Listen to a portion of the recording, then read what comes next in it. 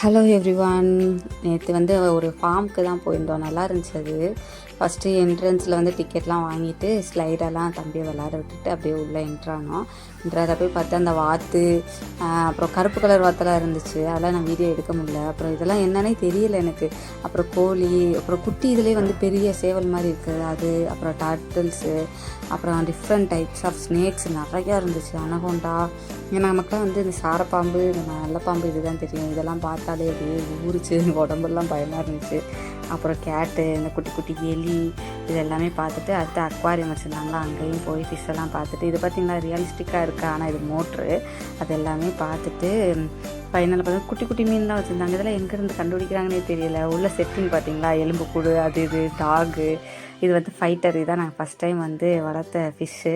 அப்புறம் இந்த நெருப்பு கோழியை பார்த்தா என்னையோட ஹைட்டாக இருந்துச்சு. அப்புறம் கண்ணுக்குட்டி, அந்த மாடு, ஹார்ஸு, இந்த டாங்கி, அப்புறம் கேமெல்லாம் இருந்துச்சு. அதெல்லாம் பார்த்துட்டு அப்படியே வெளில வந்துட்டோம். அப்புறம் வந்து பேரட்டு தான். இந்த இதுக்குள்ளே போனாலே எல்லாமே கையிலலாம் ஏறுச்சு.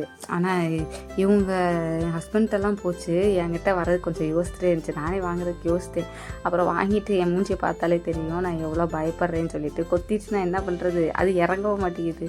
அப்புறம் அப்படியே பார்த்துட்டு ஒன்றா பார்த்துட்டு ஸ்னேக்கு தான் இது. எங்கள் குட்டி தலைவர் தான் நான் ஸ்னேக்கை வாங்கியே ஆகணும்னு வாங்கினாரு. ஆனால் அது பக்கத்துலேயே போகவே மாட்டேங்கிறாரு.